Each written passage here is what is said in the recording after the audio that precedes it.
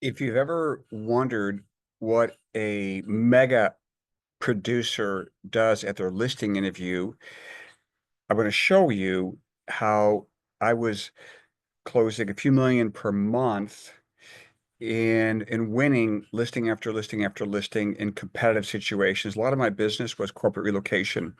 They would interview oftentimes at least three agents, sometimes five agents when somebody's moving from one state to the other.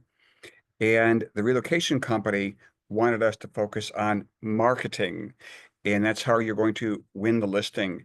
I spent 95% of my time at the interview talking about the market conditions. And I, as an independent, I wasn't with the franchise or anything like that. I'd go up against Berkshire and Remax and Coldwell Banker, Keller Williams, all the big ones, and EXP, you just name any of the big firms. And then I had my own little company called the Kelsey Group Realtors and then Fox Financial. I was competing against those people who had all this marketing behind them. But what I shared with them, I help move money. That's my job. I'm not a marketing genius.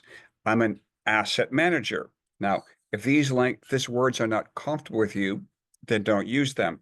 But I'm going to just share with you how I eliminated my competitor and I spoke to things that were really important to the seller. So I'm going to walk you through an idea that I came up with a couple of decades ago and have been equipping agents on across the nation how to do a pricing interview.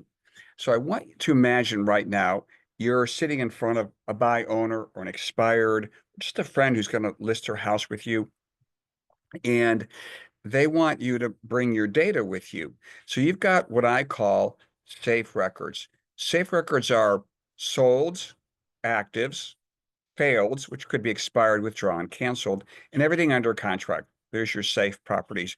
And I would share with the seller that I've got to do a DVA, a detailed value analysis. I'm about done with it after I've seen their property.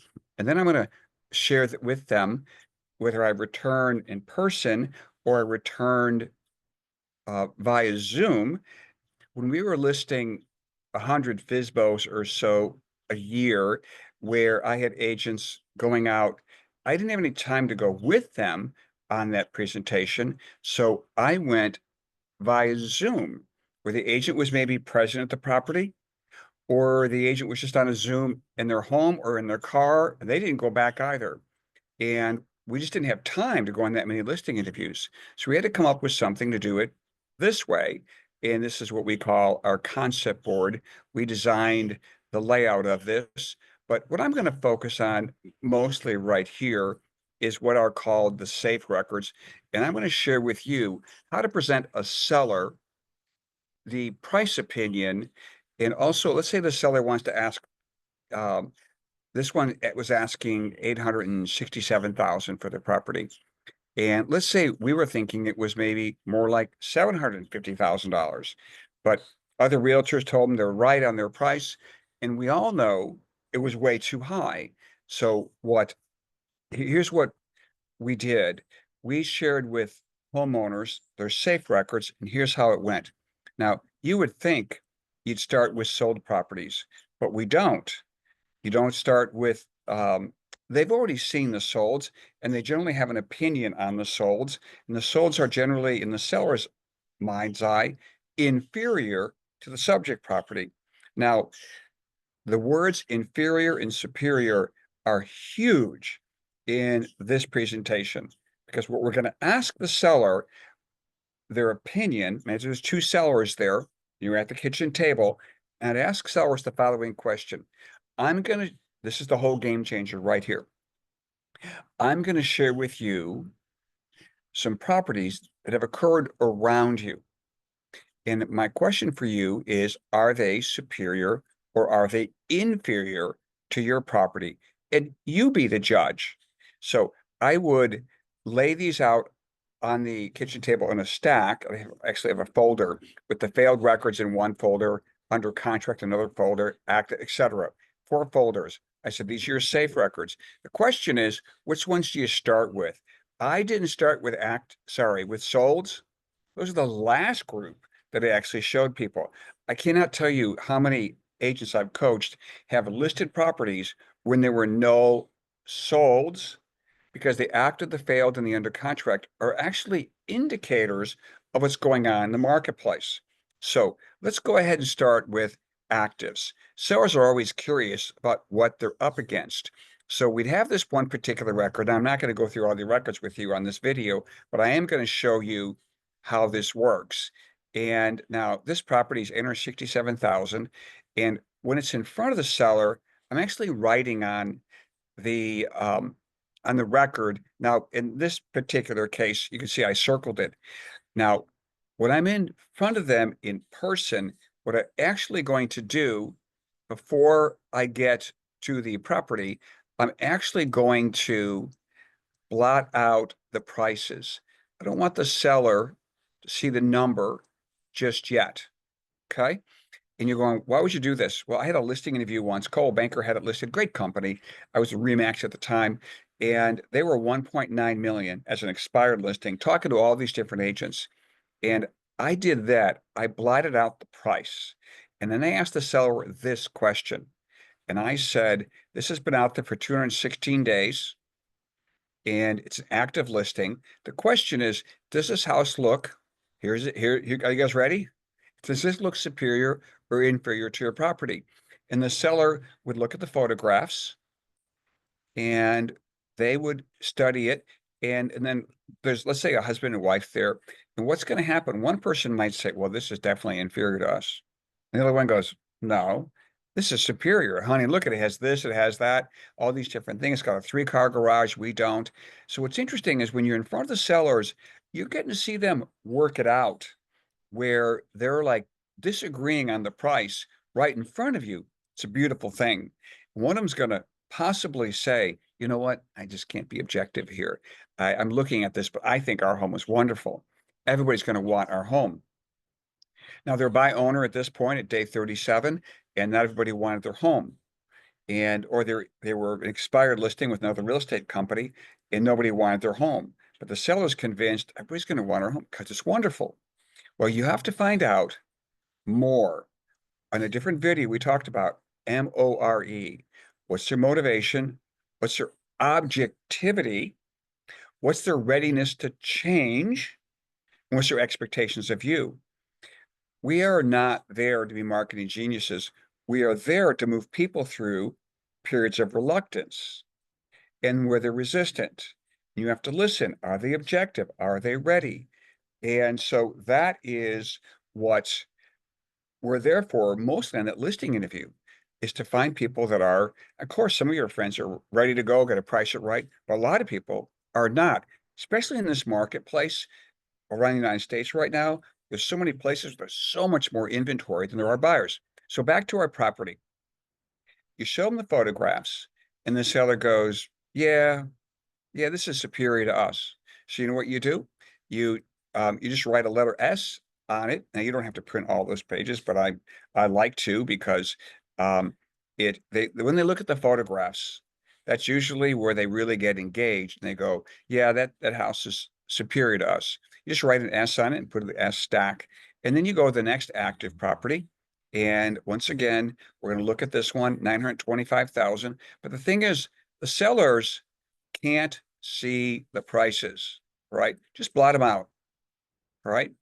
And why? Because you don't want them looking at the price and saying, oh, that's like us, so it must be like us, or price below them. The guy that was at 1.9 million, when I did a listing presentation, he was an expired listing that was going FISBO, and he was sick of realtors. He didn't know that.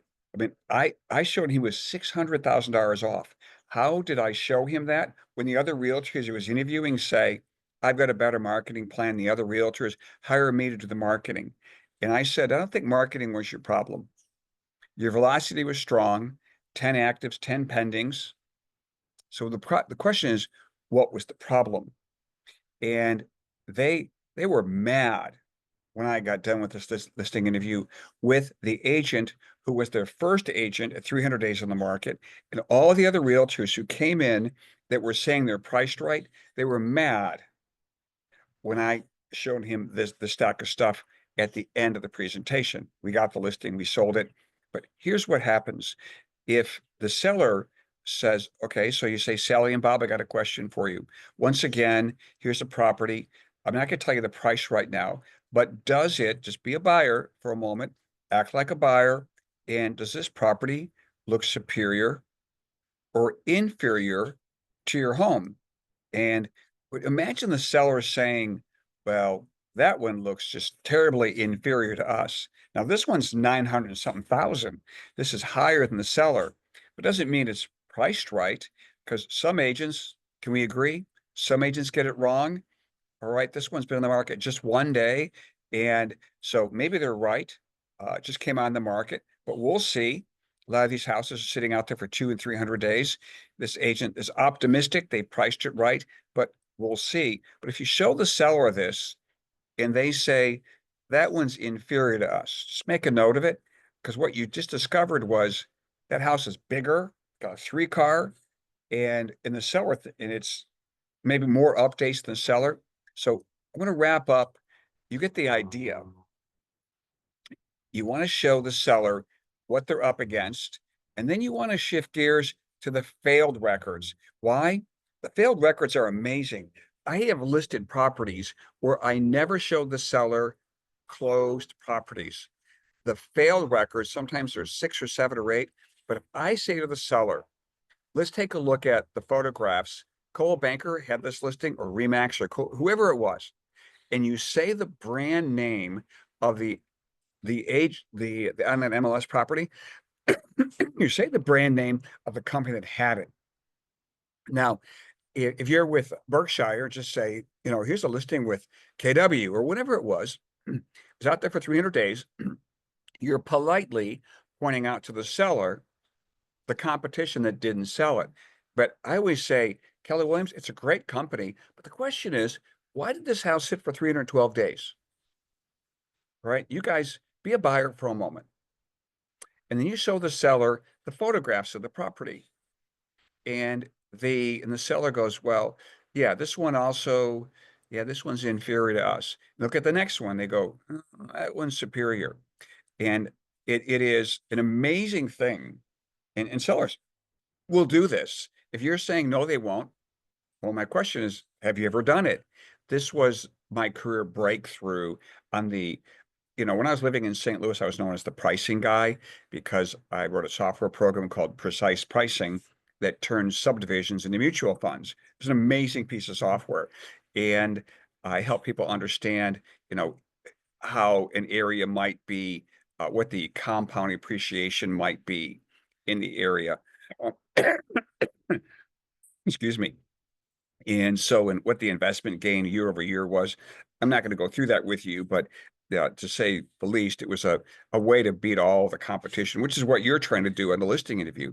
So you're going to walk through the active properties and the failed properties. But when you get to the failed vignettes, it's funny, agents often ask me, Brian, just what's the script? There is no script for presenting the, how do I put this?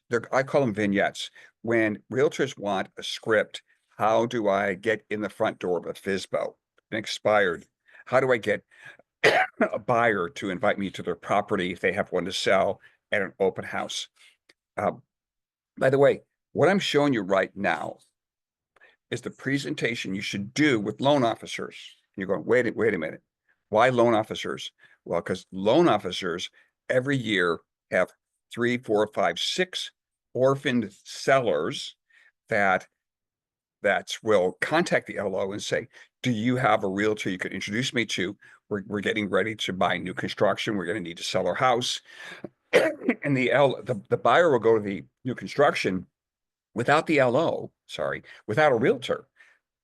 Buyers buy new construction at least half the time with no realtor, no representation. They feel like they could do it on their own. A lot of them can do it on their own. But when the LO does the mortgage and then the seller says, I'm looking for an agent, the LO is an influential advisor at that point. And you should be presenting your presentation your buyer presentation and your listing presentation to LOs. Why? Because if you had 5 LOs, you could pick up 15 20 something listings a year. They're not even thinking of you, and most agents have never thought of it. I had about 11 LOs at any given time that I would be getting listings from. Then I had third-party relocation companies I was getting listings from. We had a buy owner team. We had a nursing home team. Why a nursing home? Because everybody that moves to a nursing home generally has a house to sell. And they're not buying, but they're selling, and their motivation is high. Back to the presentation. Go through the active properties and just simply ask, does this look superior or inferior?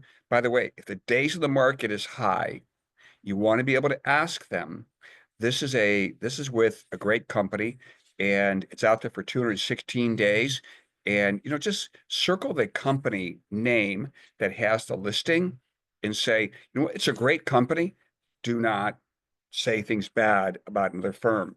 But I'd give them credit. This is a great company. The question is, why do you think they have that listing for 216 days? So let's look at the photographs. Tell you what, the reason the sellers are still involved in this, it's relevant to them. You show them things about you, it's hard for the brain to even engage. But when you show them something about them that's relevant to them, I'm talking about neuroscience now, that my whole presentation started back in the 90s when my career just shot up. And I went from 18 million in sales to about 40 million within 2 years, and made it an extra. Well, we were doing about 100 grand a month in those months, and but what did it? I wasn't doing more marketing. I was doing more lead conversion, and I hope that this is how it affects you. So you start with the actives, high days in the market. You say to the seller, by the way, this is a good company, XYZ. Why do you think that property has sat so long? And also, do you think it's superior or inferior? It's an amazing interaction with your seller to be. Then you're going to go through the failed properties. Then you're going to go through the under contract properties. I say everything under contract. Why? Because that could be active under contract, pending with kick out, pending with no kick out. So there was no letter for the safe record. So I just called them everything under contract. And sellers are the other agents that interviewed went straight to the solds, most likely. We're going to go with the solds last. And so we're going to go through active, failed, everything under contract. And then if you have time or a need, because right about now, once you've got through the active properties, oftentimes, I'm sorry, the under contracts, they are sometimes ready to go. They have shared so much even between, if there's two sellers there, it's amazing. They're working out their price right then and there. And they're saying this house is high, this house is too high, this house is too high. And if you're meeting with an expired, sometimes a buy owner, if it's just a regular owner, sometimes you can say, you're thinking 870 or so. The question is, what we're trying to figure out while we're here, is it a tad high? Don't say you think it's a tad high right here. You want to say to them, what we're trying to figure out is 867, your number you're thinking, a tad high or right on. If you've gone through this process, you're going to have many of them go, well, we know we were pushing it. And then when you reveal that these properties that they thought were superior were listed at 825.